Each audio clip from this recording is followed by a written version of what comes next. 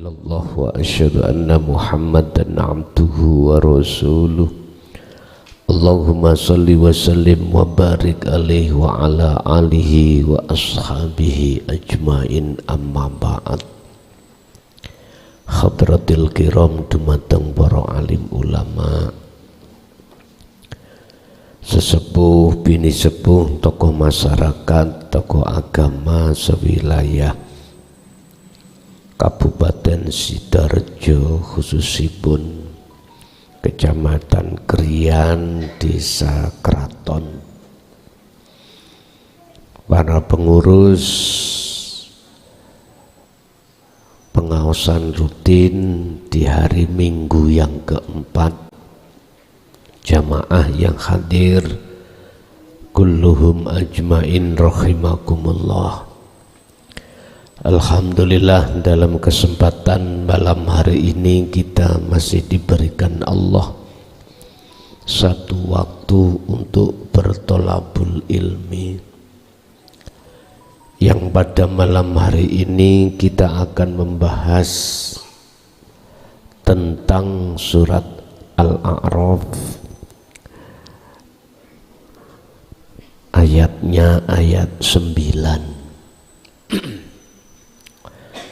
terkait siapa timbangan amaliyah yang bagaimana, yang ringan itu. Kita sebelum membahas timbangan yang dimaksud secara syariat besok di akhirat, di dunia ini sudah bisa kita timbang. Timbangan amaliyah yang bagaimana,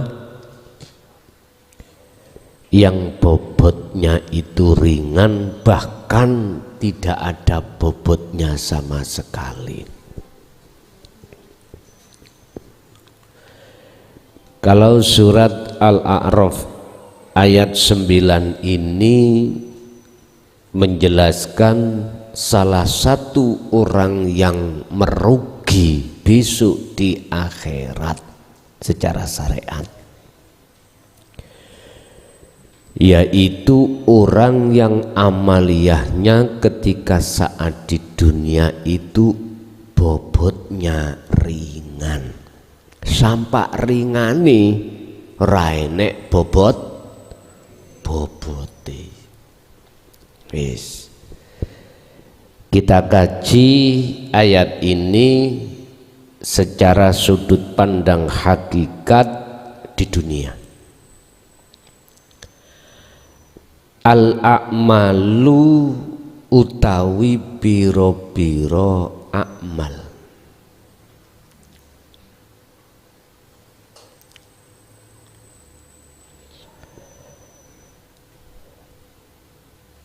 iku suwarun qaimatun, koyok dene kapuk sing ora ana bobote. Ada yang mengartikan patung sing ora ana manfaate. Amaliyah apa yang bagaikan kapas yang tidak ada bobotnya, atau laksana patung yang tidak ada manfaatnya, yaiku su'ul a'mali nata iju su'il ahwal mingkol bin rohibin,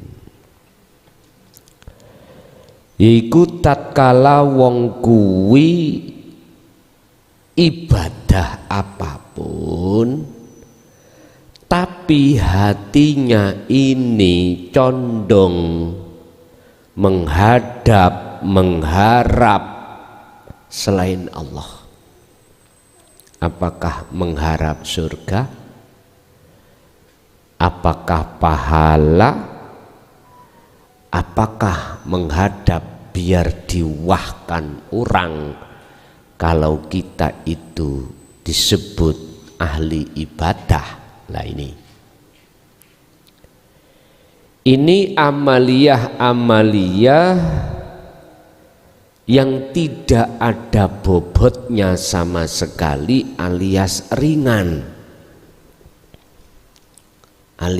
ringan. Sehingga bisa diartikan laksana amaliyahmu itu seperti patung. Patung itu diem, disuruh ngewangi kerja ya nggak bisa, ya. Sifatnya patung kan begitu. Disuruh beli rokok ya nggak bisa,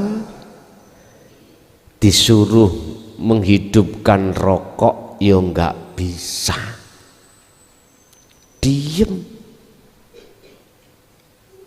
Ini amaliyah yang tidak ada artinya. Berarti amaliyah ketika itu terjadi, hati seorang tersebut jauh dari Allah, jauh, masih karena selain Allah. Ini di dunia sudah bisa ditimbang, Pak. Apakah itu sholatnya, zakatnya, puasanya, hajinya, atau ibadah-ibadah selain sholat, selain yang murni. Apa? Kerja.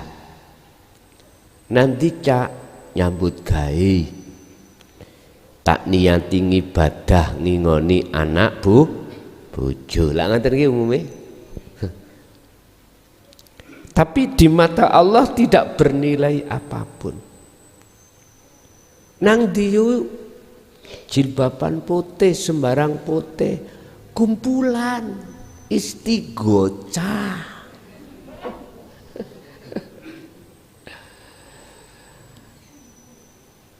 Kula mboten nyalahno lho nggih, tapi kula jelasno tok. Terserah jenengan. Mohon maaf. Tatkala itu terjadi terus hati kita itu masih ingin dipandang orang atau terlepas dari pandangan orang, hati kita masih golek sangune mati, ganjaran.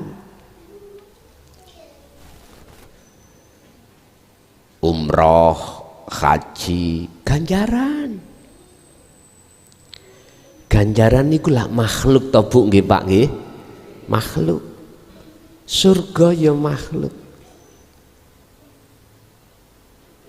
Inilah amaliyah yang tidak ada bobotnya sama sekali. Bahkan tadi ada salah satu jamaah anyar-anyaran ya. WA tenggulok. Tak maklumi, saya maklumi. Niatnya dia itu ngaji pingin mendalami agama, khususnya tauhid itu untuk mencari surga. Mencari surga. Tak jawab ning kene di sini ngajilan lakunya itu tidak mencari surga. Ndak. Di sini ini mencari siapa yang memiliki surga. Menemui, mengenal, bertemu terhadap yang memiliki surga. Bingung ngoten niku Pak orangnya. Masalahnya masih junior, masih mengenal tauhid lewat dari teman-temannya ngono. Masalahnya niki mu'alaf. Masalahnya agama kebanyakan manapun itu hanya mendidik endingnya untuk mencari surga. Terakhir nggih kula jawab, nek jenengan boten purun ya ngaji ya sing bahas surga, monggo iku hak jenengan. Jadi di sini tujuan Gusti Allah mendidik kita di dalam dinul haq itu pertama untuk supaya jenengan rohaniah itu lepas dari perbudakan hawa nafsu. Itu satu.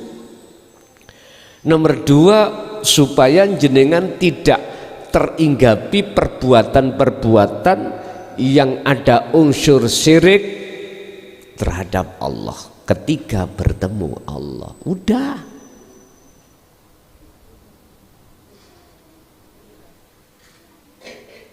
Kalau boleh saya kritik dengan pedas loh Pak, pedas loh nih. Tapi jangan Bu, jangan muring-muring kah?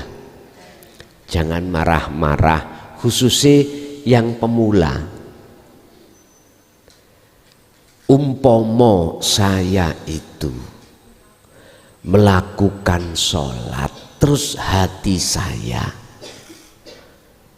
masih menghadap makhluk yang berupa surga atau pahala. Ini miturut kacamata hakikat, saya ini melakukan perbuatan yang menyekutukan Allah, menduakan Allah. Hatiku masih ada proses-proses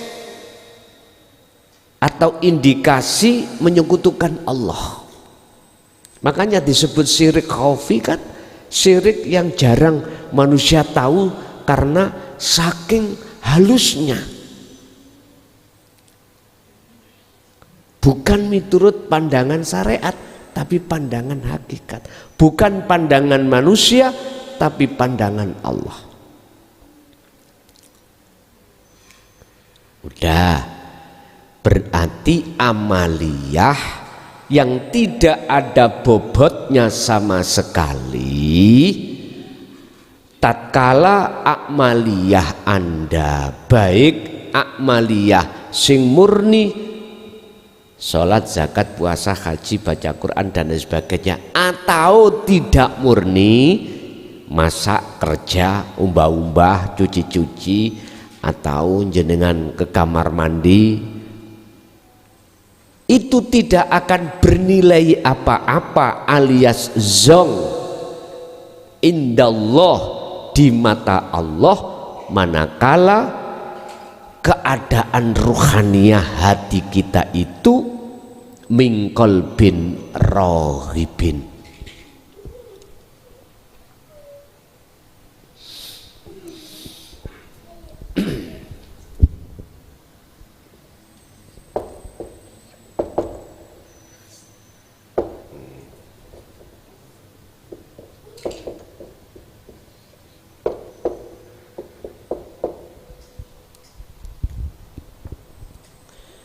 Keadaan hati jenengan niki lho,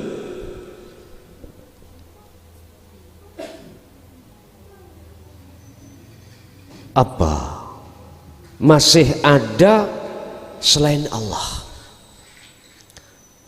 termasuk keakuanku sebagai makhluk yang bisa melakukan ini? Nggak ada artinya. Nggak ada artinya. Satu, bagaimana supaya ada artinya ini? Bobotnya ben besar, biar besar, antep. Itu bagaimana? Ini di dunia sudah bisa jenengan periksa loh. Sudah. Sampai periksa. Lewat kejadian-kejadian ibadah pada diri kita masing-masing, bisa sampai sensus. Oh iya ya, saya masih begitu hati. Iki sing sadar, sing gak sadar mesti ngene, nek krungu ngaji taek. Ini biasa ngoten. Sing gak sadar loh ya. Makanya boboti ringan sebabnya apa? Nanti ayat ini nanti kita bahas. Dia tidak bisa hatinya menghadap kepada Allah, itu sebabnya apa? Nanti dibahas, diterangkan di dalam Al-A'raf ayat 9 ini. Terus bagaimana ibadah amaliyah itu di mata Allah berbobot? Diperiksa ning dunya. Apa yang saya katakan nanti nek gak cocok, besok sampai di akhirat, mohon maaf, nek gak cocok ya, aku berani nyuwun rokomu, rokok sampai tak suwune, ngerti tak suwun? Anil-anil ning surga, aku tak ono intipen roh, nek gak cocok. Urusan percaya nggak percaya terserah jenengan. Bagaimana amaliyah ini biar bobotnya berat dan mengalahkan amaliyah yang maksiat. Ini gimana amaliyah yang taat? Bon. Wa arwahuha wujudu siril ikhlas fiha. Husnul a'mali nataiju husnil ahwal mingkol bin zahidin. Piye? Yo amaliyah iki mang Anda kasih roh. Jenengan datangkan rohnya amal. Coro patung ini tadi yang tidak bisa ngapa-ngapain, biar gak jadi patung, biar ada manfaatnya, harus kau datangkan rohnya. Coro kapas, seperti kapas, piye amri kapas iku wantep, kayak itu ya bener, jadi bobote antep. Omane sampean wenehi boto sak truk.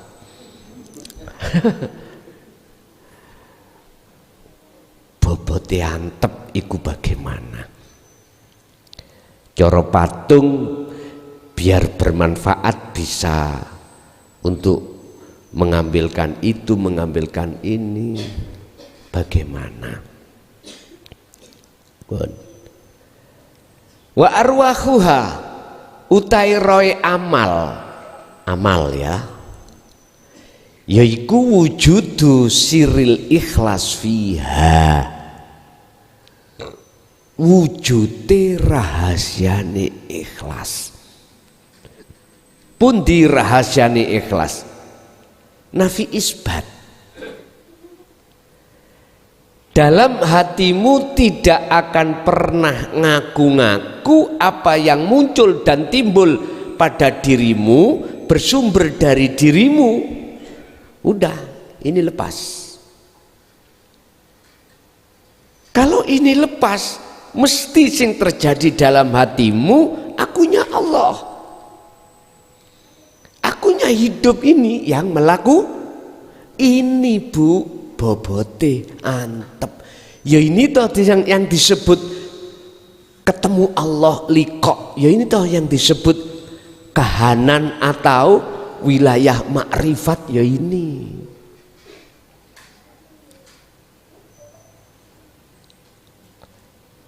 Gus ninggu nunggu gak ngebleng ah, yes babano, urusan ngebleng ya urusan Gusti Allah. Diunggahno pertanyaannya, gak gendeng Agus, ya babano, wong gendeng nang Gusti Allah kok, iku luwih apik daripada Anda gila dengan istri orang. Lah ngoten Bu nggih, sampean ikhlas toh bojo sampean gendeng?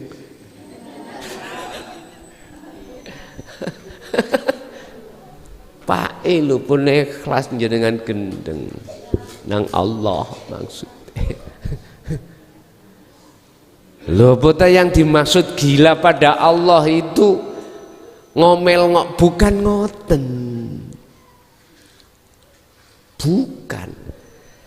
Saking gedene gilane ati sampean datang Allah disebabkan cahaya makrifat yang besar. Cahaya makrifat besar disebabkan karena jenengan selalu dan selalu mengasah dan membiasakan, bahkan setiap detik, setiap napas hatimu bersirul asr dzikirnya, maka jangan heran jenengan itu semakin jauh cintamu terhadap selain Allah.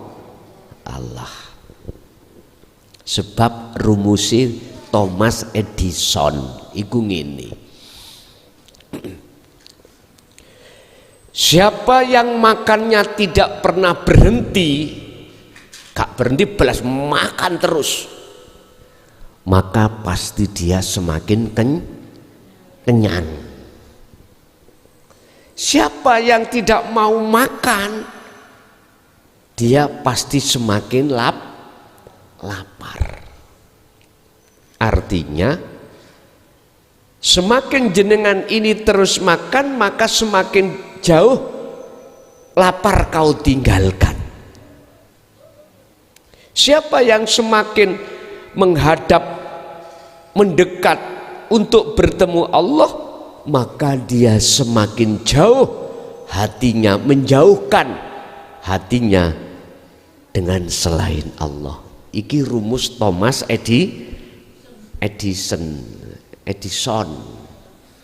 niku kan sing menemukan listrik, si apal jenengan ya. Seperti itu. Jadi rahasianya ikhlas iku tatkala jasmaniah jenengan melakukan apapun, ruhaniyah jenengan iku lepas dari keakuan diri makhluk. Siapa yang sudah lepas keakuan diri dari segala hal apapun kemakhlukannya, otomatis muncul sendiri keakuannya Allah. Inilah maksud la ilaha illa ana itu di situ. Dan inilah Bapak Ibu, amaliyah atau ibadah apapun di mata Allah bobotnya itu sangat besar. Umpama saya kiaskan gini, luwih becik saumur kuwi salat mung sak rakaat. Iki perbandingan mawon lho nggih. Tetapi hatimu keadaan mingkol bin zahidin, hatimu makrifat pada Allah, berarti sholatmu berzuhud. Luwih apik sak rakaat yang seperti ini daripada saumurmu 1000 tahun sholat tidak pernah kau tinggalkan, tapi bila juhdin hatimu tidak berzuhud. Berarti hati yang tidak berzuhud, hati masih menghadap makhluk. Ini di mata Allah, bukan di mata manusia. Sampai kemarin saya membahas di pondok terkait maksiat. Luwih becik kuwi iku laku maksiat jasadmu, tapi ndadekno hatimu iku dilan apa? Terhina, terasa terhina kau di mata Allah, hina. Daripada Anda laku taat tapi ndadekake menjadikan hatimu izan apa? Rumangsa mulya. wastakbiron, dan muncul hatimu rumangsa gumedhe alias sumbung. Wah, nek gak aku gak apik. Nek gak JB jelasno tauhid gak jelas. Ini bahaya. Hati-hati sampean. Akhirnya wah, yang lainnya isyarah tok, yang lainnya gak jelas bulet kaya entute hansip. Ya Allah, bahaya. Hati-hati.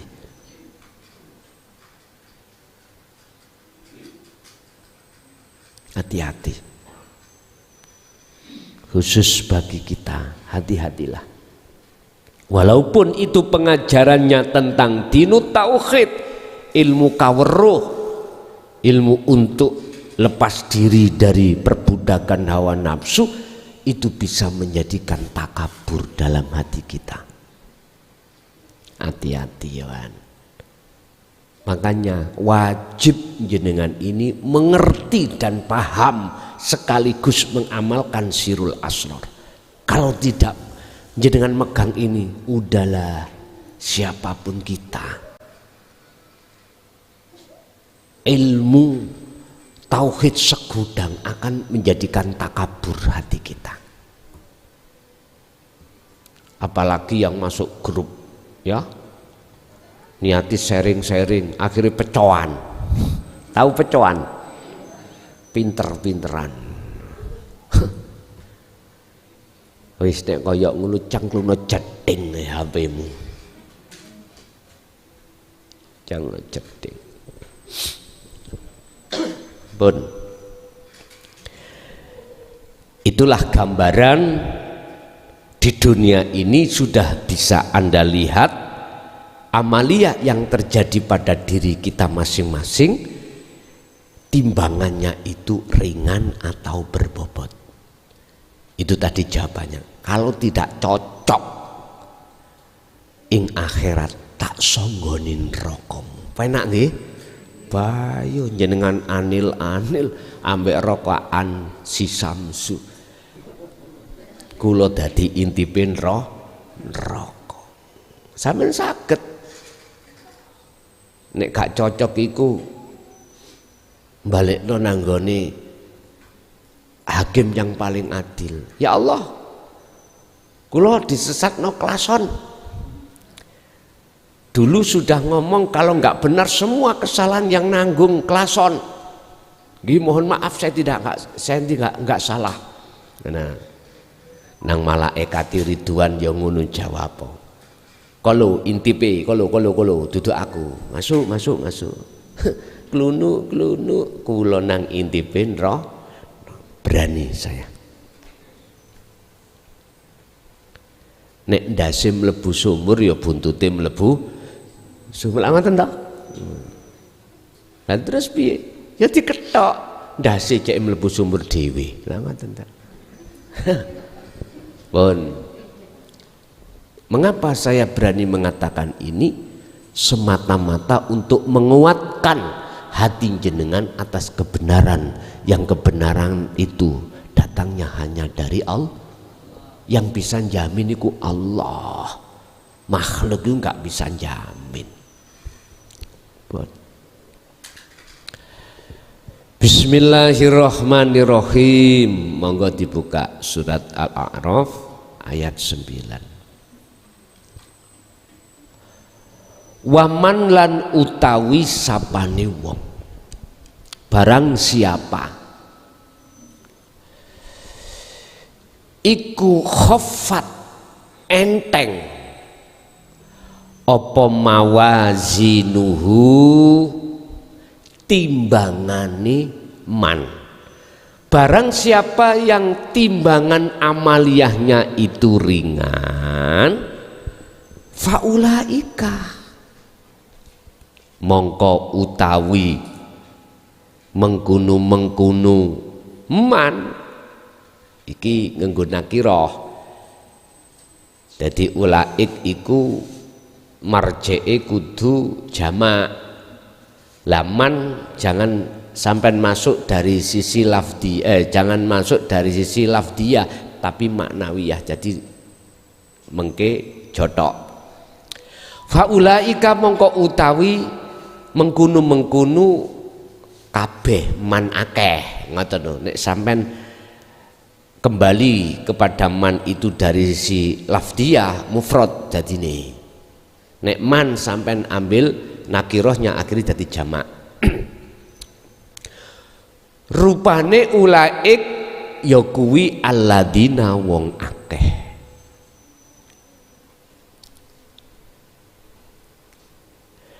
Iku khosiru kang do ngrugekake sapa ladina anfusahum ing awak dhewene aladina. Barang siapa yang timbangan amaliyahnya bagus, maka mereka itu sesungguhnya yang merugikan pada dirinya. Merugikan pada dirinya. Sebab apa dia merugikan pada dirinya saat di dunia? Bima kelawan sebab apa kanu kang do ana sapa ladina iku biayatina kelawan piro-piro ayat ingsun Allah iku yadlimuna padha ngingkari sapa ladina. Sebab apa mereka dikatakan merugikan pada dirinya sendiri? Dikarenakan sebab dirinya pada saat di dunia dia itu ingkar pada ayat-ayatku Allah, ayatku biayatina kembali kepada ingsunnya Allah. Nek cara kula angsal ngomong jenengan sing nolak tauhid la ilaha illa ana. Wis titik. Dadina ingsun Allah itu mereka saat di dunia menolak ajaran-ajaran yang bisa menghantarkan Anda kepada la ilaha illa ana. Kau tolak. Nah ini berarti ketika kita menolak ayat-ayat yang sifatnya membebaskan ruhaniyahmu dari belenggunya hawa nafsu supaya bisa ke ana, la ilaha illa ana, penolakan Anda inilah sesungguhnya merugikan Anda sendiri, bukan merugikan Muhammad, bukan merugikan mukhlason misalnya, aku bukan merugikan si asing nyampe no misalnya, mboten. Aku gak rugi blas jenengan nolak bahkan ngilokno menghujat mengatakan tauhid la ilaha illa anta wa ana khususnya itu sesat, aku gak rugi, sing rugi awakmu. Tapi kui gak sadar bahwasanya penolakanmu itu merugikan dirimu. Mana letaknya merugi? Jenengan ruhaniyah itu masih tetap sampai kapanpun jadi budaknya hawa. Lah ya wis. Ketika kau itu merugi, maka jelas timbangan amaliyahmu itu ringan. Ngapunten ya, ayat ini kalau kita tarik dari kacamata syariat, yaiku menungso sing ana donya laku maksiat tok dohire gak tahu taat,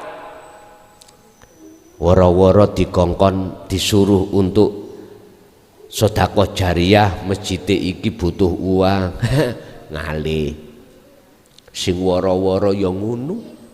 Orang disii nek ngongkon ya kudu nyontoi. Bapak Ibu monggo kita bantu lewat amal jariyah supaya masjid ini lekas selesai. Woro-woro tok ora gelem ngawiti.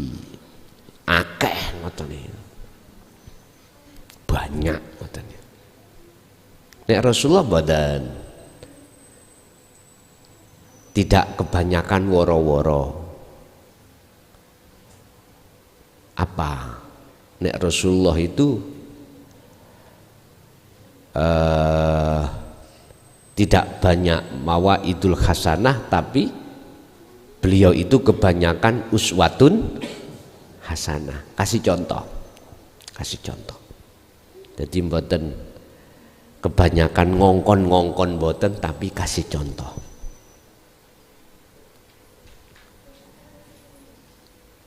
Laqad kana lakum fi Rasulillahi uswatun. Nah iki uswah, contoh.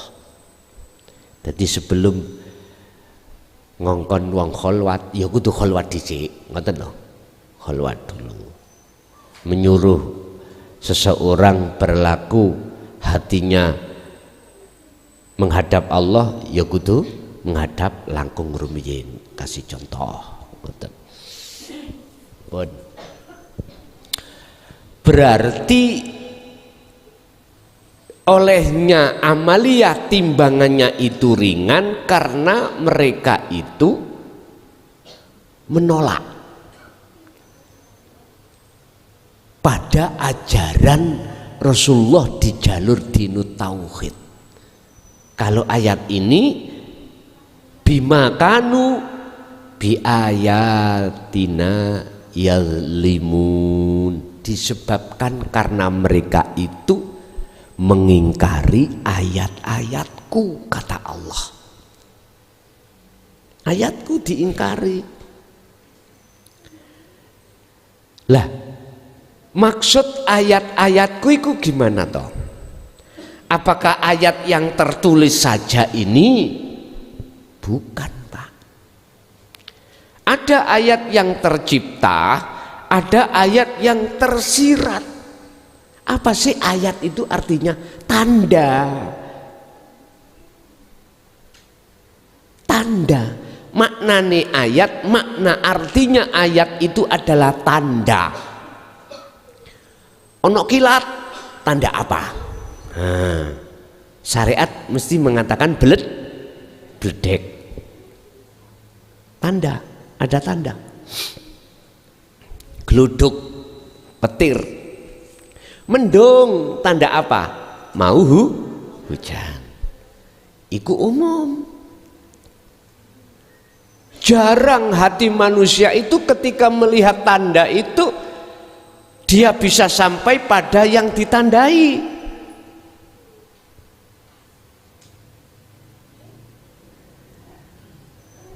Mohon maaf, kebanyakan orang itu melihat makhluknya, tidak mau melihat yang tersirat Allahnya. Lah disinilah Pak, maksudnya ayat itu di situ. Maksudnya ayat.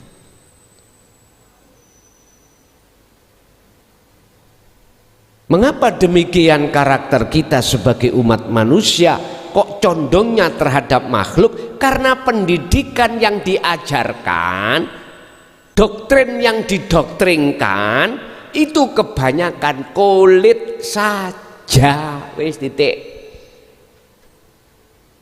Isinya tidak dikasihkan. Masuk kalah ambek monyet. Mongki, tahu? Tahu nggih, monyet nih loh, bedes. Ya Allah, jenengan iki wong ndi sih? Dia dikasih pisang, aku yakin kulitnya nggak dimakan. Pasti yang dicari isinya. Masa sih kalah dengan bedes?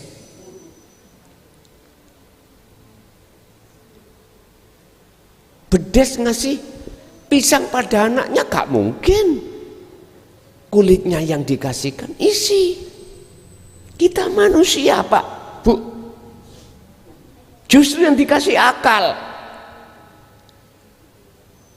Masa sih yang kita doktrinkan di tengah-tengah umat itu kulitnya saja, isinya tidak dikasihkan? Entah, saya tidak tahu. Wallahu a'lam, apakah isinya juga dibawa apa enggak, apa hanya ada kulitnya saja. Kalau tidak ada isinya lumrah biasa, kalau yang dikasihkan kulitnya, sebab dia enggak membawa isi. Berarti sinten Pak Bu sing mangan kulite gedang? Wedhus, sapi. Berarti kita semua dianggap wis.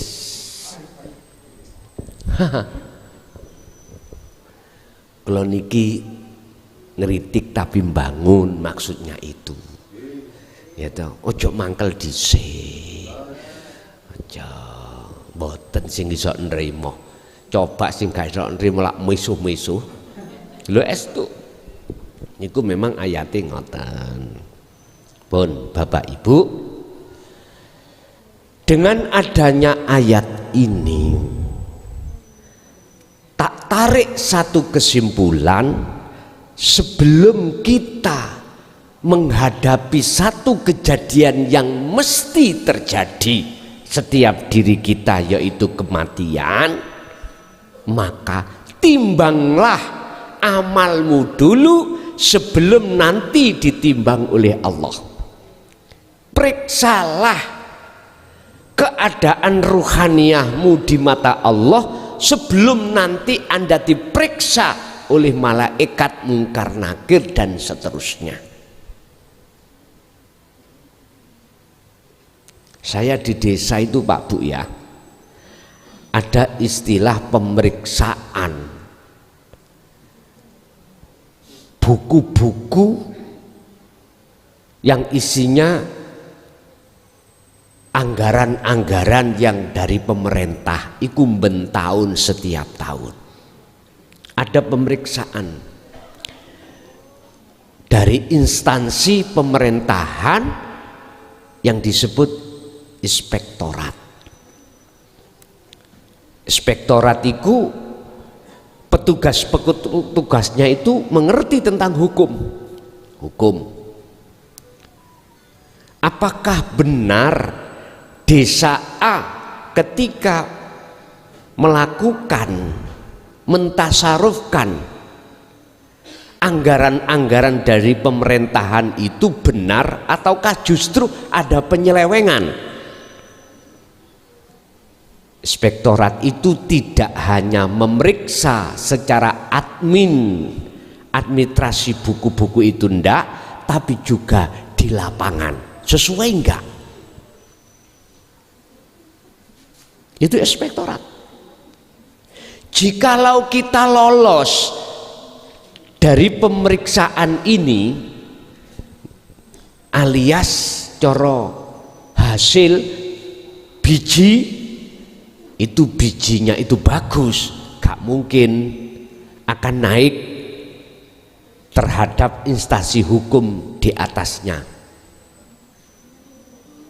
ataukah kepolisian, BPK atau KPK, nggak mungkin, karena sudah lolos di dalam pemeriksaan yang pertama inspektorat. Sama dengan kita di dunia ini, kalau jenengan sudah mengevaluasi diri keadaan ruhaniyah jenengan bagus di mata Allah, nggak mungkin jenengan akan diperiksa oleh para malaikat, gak mungkin. Tapi jikalau kita di dunia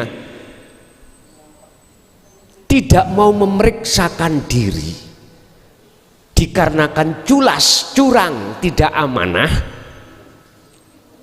terhadap Allah, otomatis resiko kita di situ nanti tidak ada pertolongan. Wa malahum min nasirin, itu tidak ada pertolongan. Tapi di dunia masih bisa. Kita masih diperiksa inspektorat, kok ada temuan, mesti diingatkan, gak langsung main hukum pidana, enggak. Niki sifat inspektorat itu di situ. Mendidik, mengarahkan kita supaya kita tidak menyelewengkan uang. Kita diingatkan, ada temuan, oh Pak Kades, ini jenengan gak cocok loh ya, antara administrasi sampean dengan di lapangan. Di administrasi sampean coreku tebelnya itu 15, tapi ketika saya sogok jadinya 10 cm. Kena kamu. Tak ingatkan. Di inspektorat itu ngingat, no, masih ada kesempatan untuk membenahi diri. Tapi jikalau di situ kok yo kita sebagai Pak Kades tidak mau menerima saran dari Bapak Inspektorat, udah, kalau waktunya sudah habis, dilimpahkan berkas ini terhadap BPK atau terhadap KPK atau terhadap kepolisian. Ya udah, ini gambaran aja lah, gambaran aja. Laksana seperti itu sama Pak Bu. Mumpung kita masih ada waktu untuk berbenah diri terkait masalah timbangan, bobot timbangan ini tadi di dunia amaliyah ini yang selama ini kita zong disebabkan rohaniyah kita mingkol bin rohibin menghadapnya terhadap selain Allah.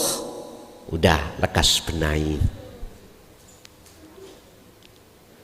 sebelum waktu yang pasti akan datang yang itu mesti terjadi.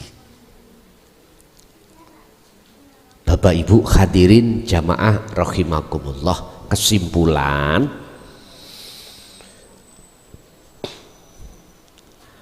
amaliyah yang ringan bahkan tidak ada bobotnya adalah amaliyah ibadah apapun secara jasmaniahmu tapi ruhaniyahmu itu tidak makrifat pada Allah.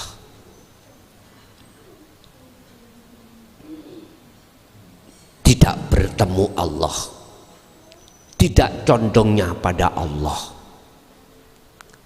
Sebab siapapun diri Anda ketika rohaniyah tidak menghadap terhadap wajah Allah itu disebut musyrik. Kalau nggak percaya lihat di dalam surat Al-An'am, sering saya sampaikan ayat 79. Mengapa Nabi Ibrahim kok disebut bukan golongan orang yang menyekutukan Allah? Karena ini wajah tuaj wajiyah. Artinya ayat kebalikan ayat ini, siapapun hati ruhaniyah atau wajah ruhaniyah tidak menghadap wajah Allah maka mesti musyrik, karena ayatnya wa ma ana minal musyrikin. Jikalau kau hatimu betul-betul menghadap pada Allah maka wa ma ana minal musyrikin, bukan termasuk orang yang menduakan Allah. Berarti Anda harus duduk ruhaniyah ini di makom musyahadah. Tandanya sederhana. Makom musyahadah itu makom makrifat atau ketemu Allah sederhana. Tiga hal. Apa? Mungkin ini bisa dicatat dia iling-iling.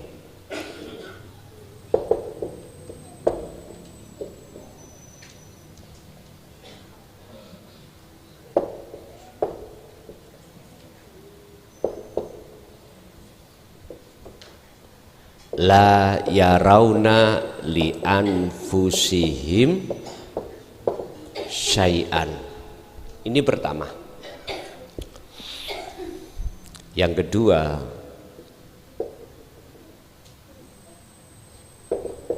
yusyahiduna annal fa'ilah huwallahu ta'ala. Yang ketiga, ma'innul qulub.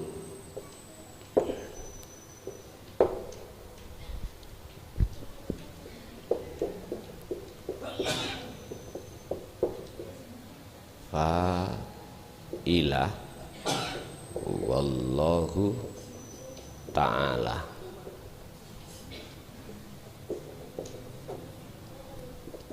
Tatmainnul qulub.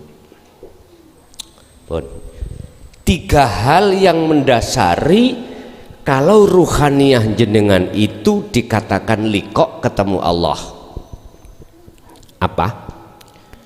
Atau tiga hal ini sebagai tanda jikalau ruhaniyahmu itu menghadap wajah Allah. La yarawna li anfusihim sayi'an. Apa yang terjadi ibadah amaliyah pada dirimu, hatimu enggak yakin dari dirimu, enggak ada. Hati jenengan tidak ada rasa rumongso yen Anda yang melakukan. Lho ngoten lho niki. Kalau yang melakukan Anda tidak ada hati Anda iman yang seperti itu. Pertama, yang kedua, yusyahiduna annal fa'ilah huwallahu ta'ala. Justru dalam hatimu itu muncul yang melakukan akunya Allah. Yang ketiga, tatmainnul qulub, anteng, bahagia. Maksudnya bahagia, la khaufun alaihim walahum yahzanun, nggak ada rasa takut sok kuwi tak lebokno neraka. Ora enek ndek rasa wedi. Apa besok yang mau kita terima dari Allah tidak ada rasa takut, walahum yahzanun, rasa khawatir apapun nggak ada. Namanya bahagia kok. 1 dan 2 inilah yang kusebut nafi isbat. Menafikan keakuan diri, isbat menetapkan keakuannya Allah. Inilah yang disebut tahalli dan tajalli. Akibatnya hatimu gembira ria.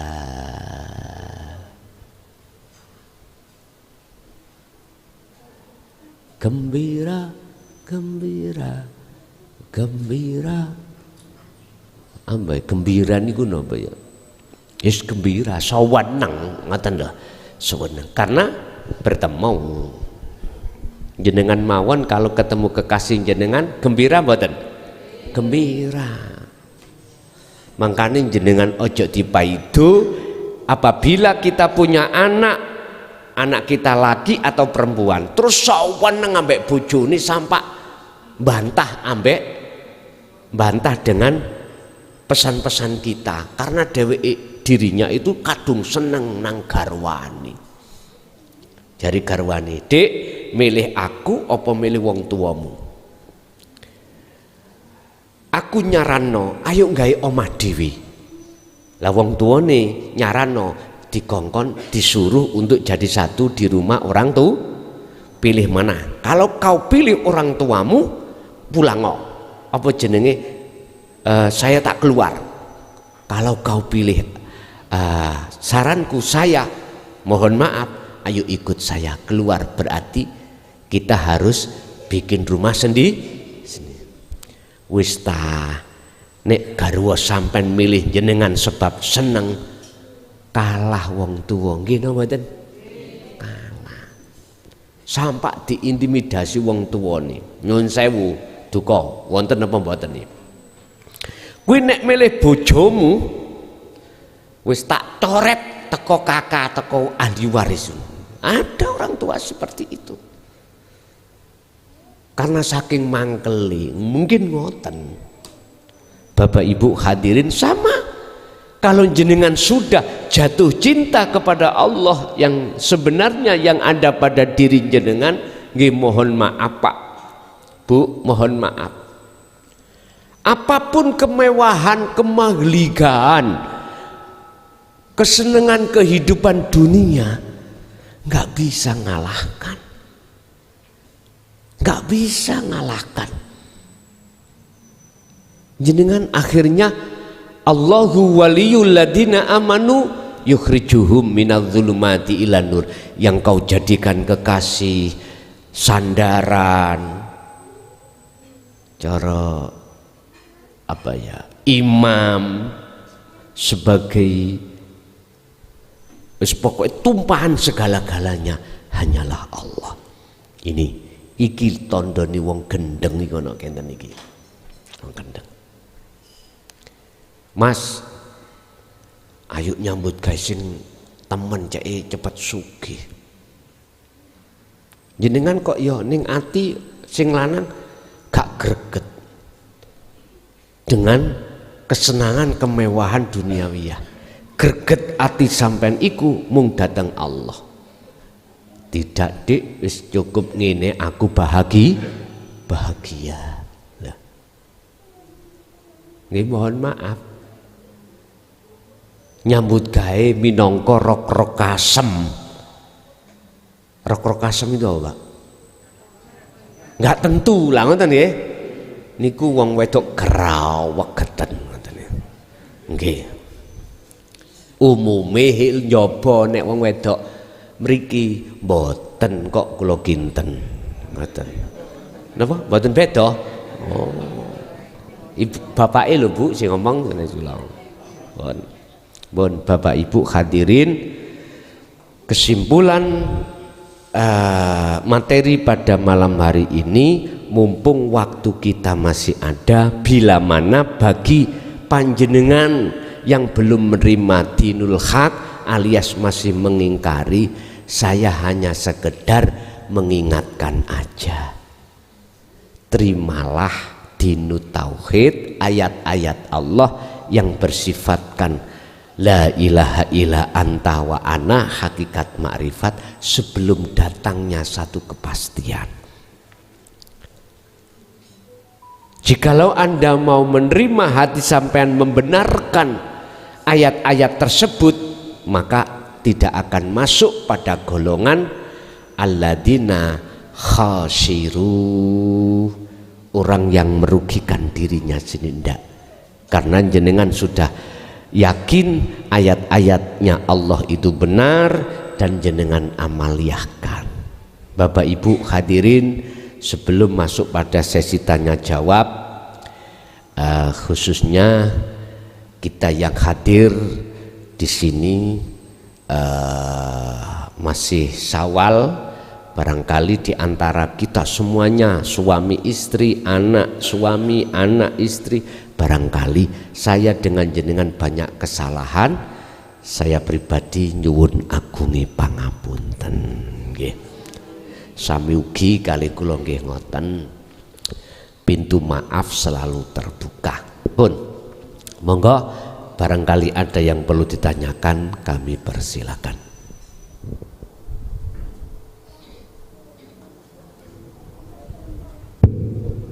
Bismillahirrahmanirrahim. Assalamualaikum warahmatullahi wabarakatuh. Ngapunten Gus, kula badhe tanglet. Ketika saat kita dihadapkan keadaan yang tidak cocok dengan sifat basariah kita, seperti mendung, hujan lebat, angin kencang, guntur, terus di hati kita ada rasa bersandar kepada Allah, minta perlindungan sama Allah gitu guys. Tapi di saat itu hati juga rasa malu. Malunya itu kan masa kita itu mengatur Allah kan gitu. Lantas harus kita bagaimana minta pertolongan sama siapa kalau nggak sama Allah kan gitu. Terus di saat kita minta sama Allah, yang sering terjadi itu kadang-kadang itu cocok dengan keinginan sifat basariah kita. Yang jadi pertanyaan gitu kan gini Gus, Kita itu takut apa itu sebagai istidrot atau anugerah. Itu perbedaannya di mana, Gus? Terus pertanyaan nomor 2, saya tanya masalah ibadah syariat secara sholat secara syariat. Itu ada yang kalimat itu seakan-akan mengganjal di hati kita, seperti inna sholati wa nusuki wa mahyaya. Kan di situ kan ada kalimat pengakuan kan gitu, Guys. Sholatku, ibadahku, lan hidupku kan gitu, Guys ya. Kalau memang mati kan sifat saya kan gitu, Guys. Nah itu gimana menyikapinya di situ, Gus? Terus pertanyaan ketiga, nggak apa-apa, Gus ya. Masalah mimpi, Gus. Ketika di waktu bulan puasa kemarin saya itu mimpi, saya itu kan di rumah kan punya kambing. Nah kambing saya itu semuanya itu tertutup sama terpal, semuanya itu mati, Gus, mati total gitu. Terus ada terpal saya buka itu kambingnya sudah mati-mati itu sudah dimakan sama belatung gitu, Gus. Cuma di situ ada yang kecil-kecil itu masih hidup tapi keadaan tidak sehat gitu, Gus. Sempoyongan gitu loh. Terus di hati saya biar semua mati nggak apa-apa, saya ikhlas gitu. Nah itu gimana secara mutasabihatnya itu gimana, Gus? Mohon penjelasannya, saya akhiri. Wassalamualaikum warahmatullahi wabarakatuh. Waalaikumsalam warahmatullahi wabarakatuh. Perbedaan antara istidraj dan hidayah atau anugerah itu yang bagaimana? Ketika kita dihadapkan takdir qadhi, yaitu takdir yang tidak sesuai dengan sifat basariah kita, lalu kita memohon berdoa kepada Allah supaya qadhi itu dihilangkan. Akhirnya iya dihilangkan. Terus di situ termasuk istidrat opo anugerah. Pun kita urai sedikit demi sedikit. Dari tauhid la ilaha illallah ke illahua itu masih kita itu meniadakan Allah yang sesungguhnya, masih meniadakan. Secara lesan memang benar tidak meniadakan, tapi secara hati kita meniadakan. Sesungguhnya Allah itu yang mana kita tiadakan. Akhirnya kita dianggap atau dihukumi oleh Allah sebagai ahli hijab, ahli yang gelap hatinya pada Allah.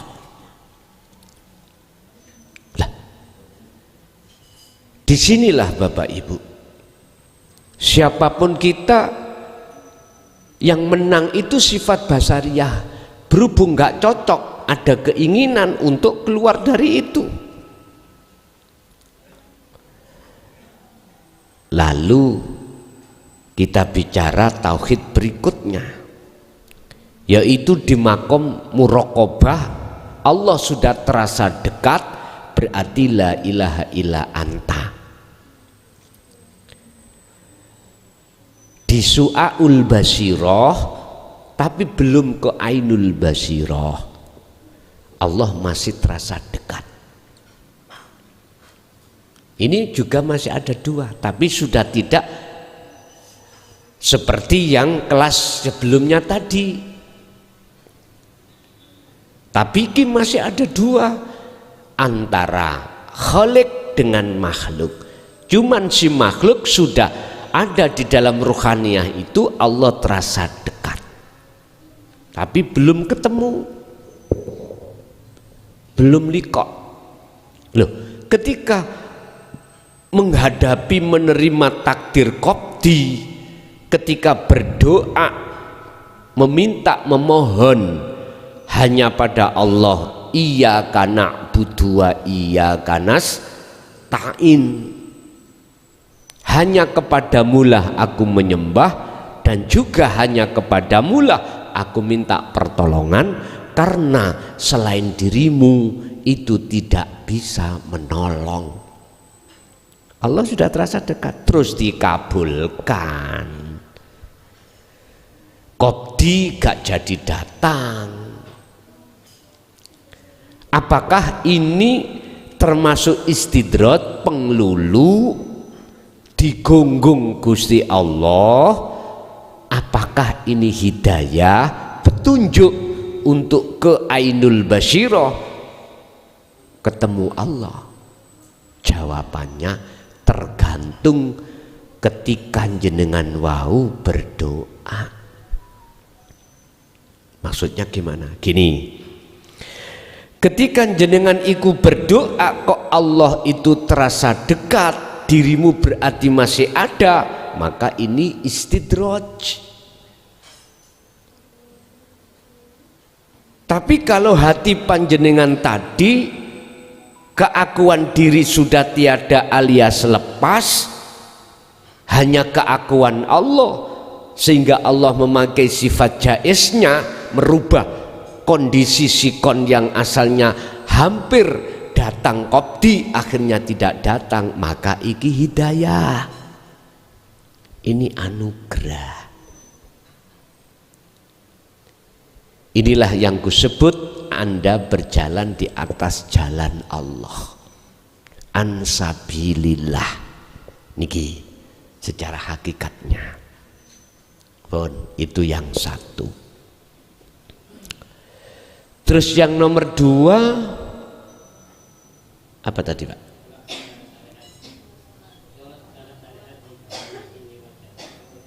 Sholat secara syariat. Oh ya.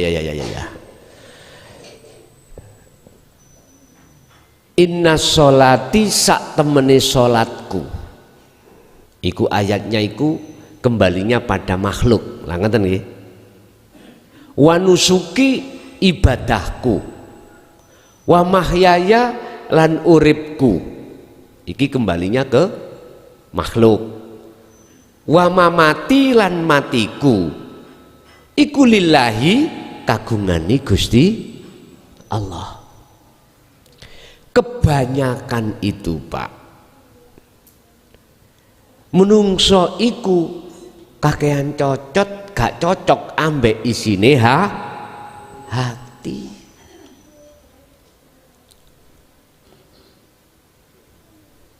Kan sudah dijelas no, apa yang terjadi, apakah sholat, apakah ibadah, apakah kehidupan, apakah kematian pada dirinya, iku lillah. Terakhir ayatnya lah ditutup lillahi rabbil,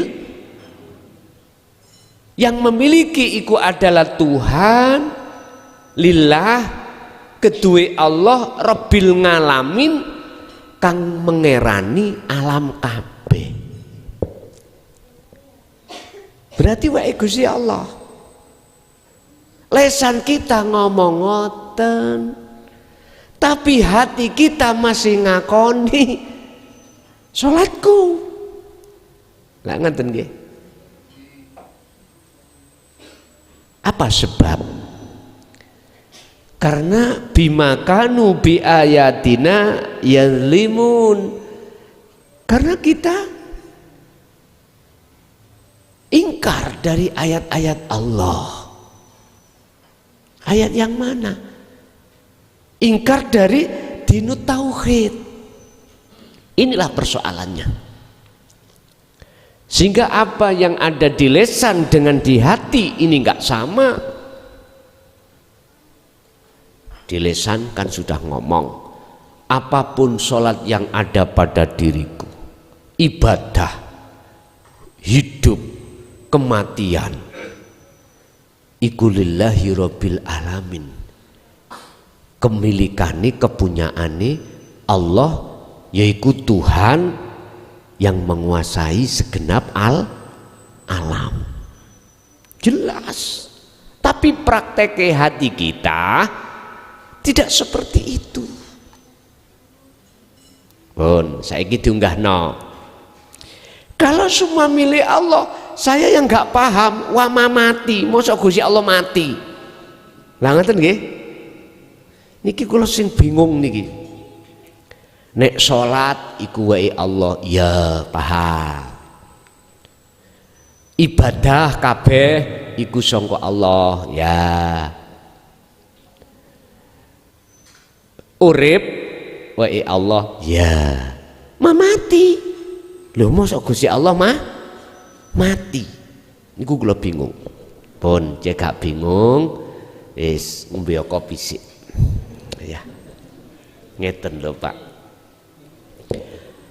Keadaan yang mematikan dirimu sebagai makhluk yang asalnya mati, hakikate iku lho sing nguasai Gusti. Lho ngoten lho. Empun dituduh Allah iku duwe sifat mati. Sama dengan gini. Hati Anda dimatikan Allah. Digelapno Allah. Ya sing gelapno Allah. Hati Anda dihidupkan Allah, sing hidupno ya Allah. Ngaten iki. Tapi bagi panjenengan peteng, panjenengan yang sudah likok pada Allah, antara peteng dengan padang, antara peteng gelap dengan terang, itu sudah tidak ada bedanya. Karena apa? Karena Anda tidak mencari peteng, gelap, dan juga tidak mencari terang. Yang ada aku. Niku. Itu yang kedua. Jadi biar jenengan ini sesuai apa yang di lisan dan di hati, harus jenengan iki keadaan hati jenengan harus mingkol bin zahidin, madhep nang Gusti Allah, likok ketemu. Terus yang ketiga, wedhus tadi. Jenengan kagungan wedhus. Dimatikan Allah wedhus itu semuanya. Jenengan ikhlas apa mutasabihati. Ngeten Pak. Para calon kekasih Allah dan atau sudah menjadi kekasih Allah, itu ada beberapa hal ujian yang dihadapkan terhadap kita. Anugerah yang diberikan terhadap kita ada beberapa hal. Pertama,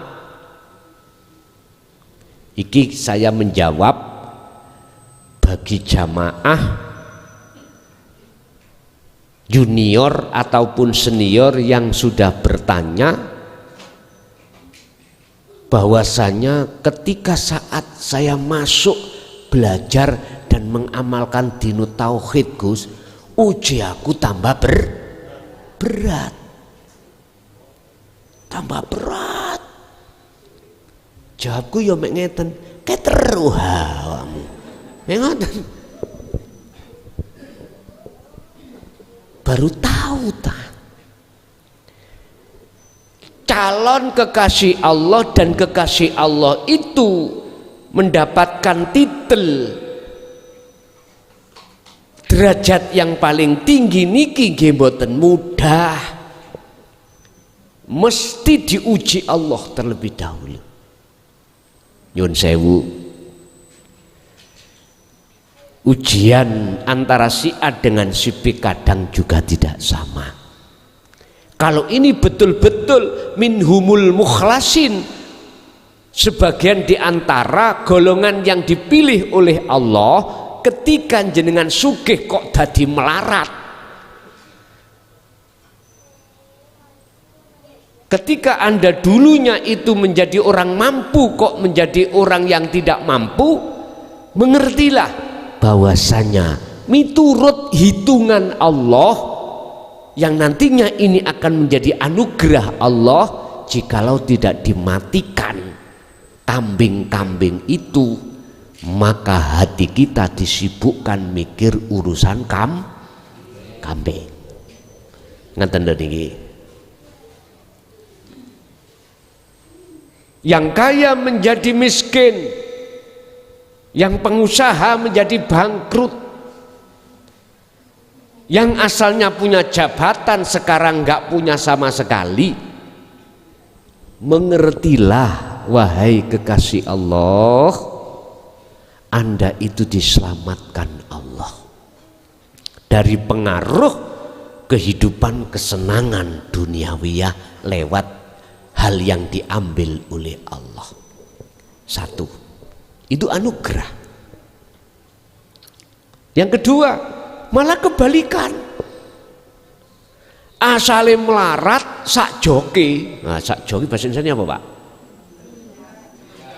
Ketika Anda itu masuk di dinul tauhid dan melaksanakan amaliyahnya, asalnya jenengan miskin menjadi kaya, usaha lancar, kok yo malah dikasih jabatan. Tadiku ketua RT, sekarang jadi RW, naik jadi lurah, lurah jadi bupati, gubernur, presiden. Itu hitung-hitungannya Allah adalah anugerah amanah untuk supaya bisa mentasarufkan harta kekayaan kepada yang berhak, yaitu masyarakat. Satu. Yang kedua, hitung-hitungan Allah, jenengan hatinya tidak akan terhalang oleh kekayaan atau pangkat jabatan ini. Itu hitungan-hitungannya Gusti. Loh.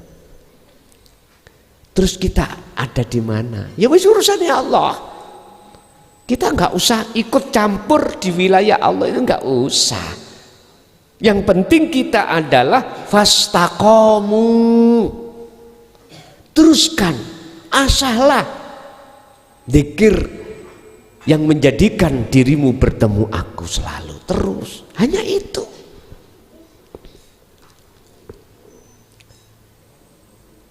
Ngajimu wis cukup, cara untuk bertemu aku awakmu ya wis ngerti. Lah sekarang lebih kau kedepankan iku cara bertemu aku iku lakonono sirul asrori iki. Itu aja. Urusan Anda ku kelompokkan kelompok pertama atau kelompok kedua iku urusaku. Iku hitung-hitung aku sudah, kata Allah.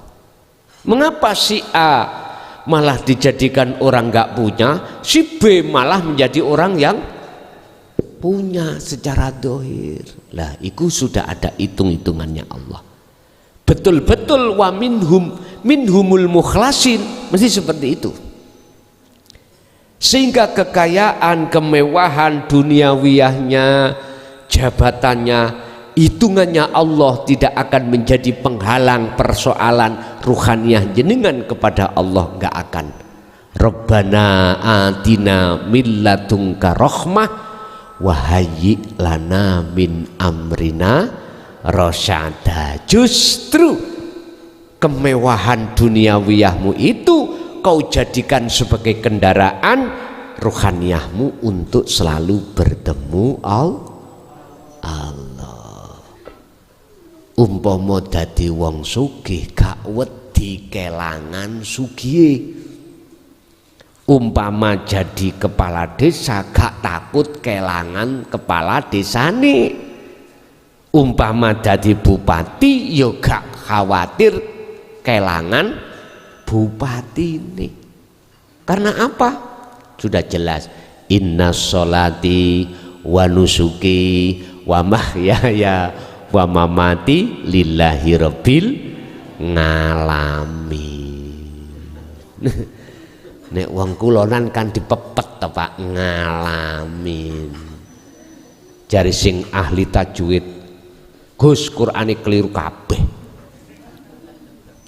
Nggih, tak akoni. Tapi tolong deloken mutasabihate bagaimana. Jangan kemalan kita mengandalkan kepintaran ilmu dohir, ilmu batin kita tinggalkan, jangan. Tetap ngalamin ya salah, mosok ain niku nggih ngapunten kok ngalamin niki cara wong Jawa kulonan kan biasa ngoten ya nek maca kitab kan ngoten alhamdulillah sekabai puji kulillahi kagungane Allah Rabbil ngalamina kang mengerani wong ngalam kabeh ngaten niku nggih nggih dadi niku anugerah mutasabihati anugerah menyelamatkan kita dari pengaruh-pengaruh yang ada kesenangan duniawiyah di 35 alias di kambing. Nggih. Ada lagi? Ibu mungkin ada? Ibu? Enggak ada, Bapak? Ada, Gus. Ada, monggo. Assalamualaikum warahmatullahi wabarakatuh. Waalaikumsalam warahmatullahi wabarakatuh. Alhamdulillahirrabbilalamin. Perkenalkan Gus, saya dari Surabaya, Gus. Saya sejak tahun 2015 sudah ikut ngaji di sini. Tapi sebelumnya saya sudah banyak, istilahnya Gus kan dulu sempat jadi preman Gus saya, Gus. Jadi kebetulan alhamdulillah waktu itu takdir saya di Surabaya saya jadi pengurus masjid kayak gitu ya. Tapi setelah 2015 ikut Guson kaget saya, Gus. Jadi hampir berapa tahun ya saya mengalami ketemplean banyak kelekatan syariat yang sangat-sangat amalia syariat yang sangat banyak, Guys. Jadi pada saat awal-awal itu saya langsung mempraktekkan pada istri saya, pada anak saya. Karena sebelum itu saya kan berposisi sebagai kepala rumah tangga ya. Secara syariat kan suami adalah itulah ya, kayak gitu di Quran kan kayak gitu. Ternyata setelah saya ikut pengajian di sini, waduh bertolak belakang banget. Saya praktekkan, Gus. Kocar-kacir saya, Gus. Jadi, tapi setelah itu saya naik lagi, saya berusaha untuk lagi ada amal-amal yang lain namanya juga sholawat, Gus. Waduh saya tuh aktif banget dulu di sholawatan. Setelah ikut Gus saya sangat kaget banget dan saya juga nggak praktekkan lagi karena saya berprinsip ya alhamdulillah saya ditakdirkan ada pengetahuan di sini bahwa Kanjeng Nabi adalah makhluk, itu aja. Tahap berikutnya yang ketiga sampai saat ini akhirnya saya tetap menjalankan apa yang dinyatakan Sirul Asrol, yaitu saya terhadap istri saya dan anak saya. Dulu awalnya saya yang kedua memposisikan saya sebagai seorang yang bukan kepala rumah tangga. Disio-sio saya, Gus. Tapi nggak apa-apa, saya praktek kok. Akhirnya saya ketiga saya berusaha untuk bertajali ya, namanya bertajali bahwa apa yang saya lakukan, apa yang istri saya lakukan, apa yang anak saya lakukan, saya menganggap itu adalah Allah semua. Tapi kalau kita nggak kholwat, nggak rutin kholwat, itu akan nempel lagi namanya syariat, Gus. Itu menurut saya loh, Gus ya. Okay. Jadi yang ditanyakan, iya, mohon penjelasannya tentang apa yang saya lakukan selama ini, Gus. Iya. Wassalamualaikum warahmatullahi wabarakatuh. Waalaikumsalam warahmatullahi wabarakatuh. Memang kita si A si B si C untuk menuju kebenaran yang hakiki itu punya kisah sejarah piyambak-piyambak, punya cerita proses sendiri-sendiri. Tapi semuanya saya simpulkan ketika kita sudah masuk di dalam zona di mana selain Allah itu sudah tidak ada, detik-detik itu hukum apa yang berlaku dulunya di dalam hukum syariat, mohon maaf sekali lagi, terkesan wis gak kanggo, alias tidak nemplek pada diri jenengan. Sebab bagaimana mungkin Allah bisa dihukumi? Nah gitu toh, nggak bisa. Makanya Allah punya sifat wajib, diantaranya itu mohon maaf, ma'ani 7 itu kudrat, iradat, ilmu, hayat, sama, basar, kalam, juga ada sifat wenang atau jaiz yang tidak bisa untuk ditentang. Sehingga tatkala memang Pak kita itu detik-detik di zona musyahadah, hukum apapun nggak bisa menyentuh. Tapi ketika saat kita keluar lagi dari zona itu, sudah wajar. Itulah bentuk berlakunya hukum jobo, hukum syariat. Sama dengan istilah gini Pak Bu, jenengan dari Surabaya, oke, naik apa? Sepeda misalkan. Sebelum saya katakan sampai di Musola Al-Mahfud, Desa Keraton, hukum sepeda tadi masih berguna. Masih berguna. Karena kita masih di perjalanan. Tapi ketika sudah sampai masuk di Musola Al-Mahfud, mana sepeda sampean? Dan parkir toh? Diparkir. Seluruhnya kita parkir. Lah nanti kalau kita keluar dari sini pulang ya dipakai lah, pakai lagi. Artinya apa? Kita diproses Allah itu secara ruhaniyah, terkadang kita dimasukkan musyahadah, kita dikeluarkan dari musyahadah ke mukasyafah atau di muhadharah. Iki wis wenangi Allah. Ada Pak, wenangnya Allah. Ketika Anda ditarik ke musyahadah, enggak dikeluar-keluarkan secara ruhaniah lo ya, tapi secara jasmaniah jenengan iki yosih gembul bojo, kumpul dengan istri, anak, keluarga, teman, kerja. Ada yang seperti ini. Jasadnya tetap, tapi ruhaniah tetap di musyahadah. Inilah sistem wasilun seperti ini. Tapi ada Pak sistem majedubun, ditarik ke musyahadah, tidak dikeluar-keluarkan, bahkan jasmaniahnya juga itu diputus dengan hubungan-hubungan makhluk.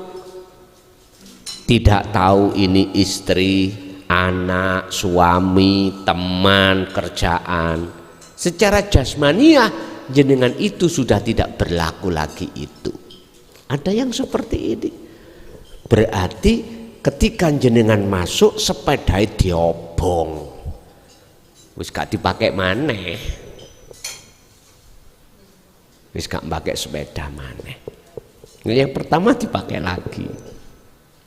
Lah semua ini ya wewenang Allah.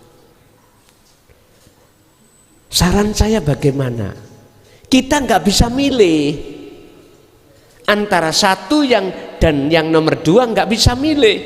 Cukup tugas kita sebagai makhluk yang pernah berjanji kepada Khalik, pegang terus semampu hatimu, faqadis tamsaka bil urwatil wuthqa lam fisal malaha.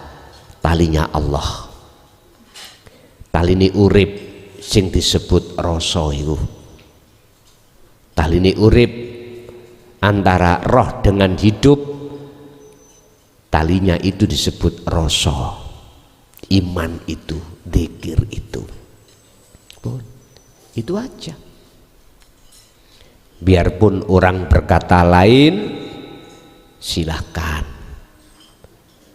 Yang penting jenengan itu sudah duduk di dalam satu kebenaran di mata Allah, ya sudah.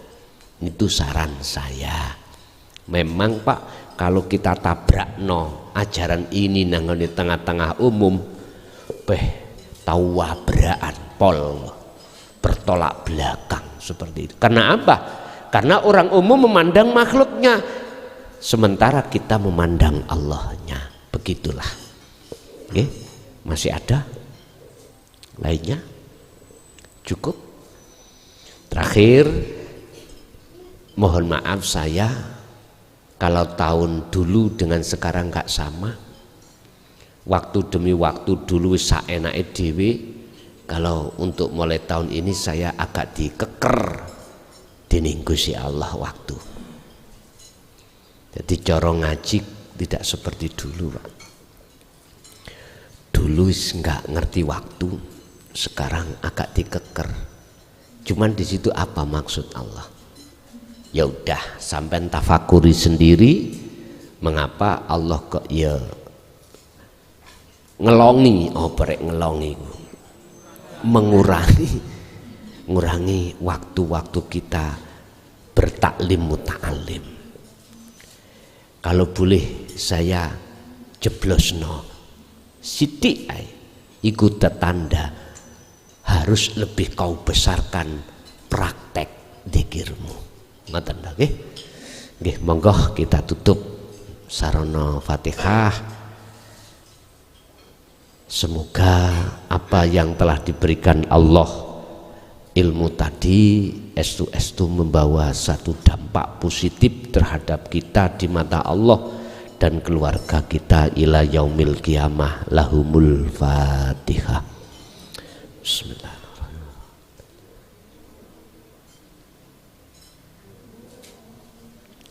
Akhirul kalam. Assalamualaikum warahmatullahi wabarakatuh.